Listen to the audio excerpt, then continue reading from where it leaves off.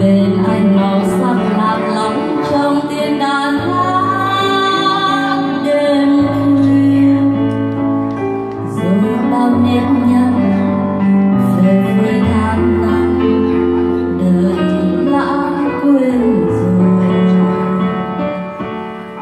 Buồn trong tiếng nhạc lãng cho đời mê say, cười trong ánh đèn sáng cho người mua vui. Rồi khi ánh đèn tắt lặng lẽ cô đơn,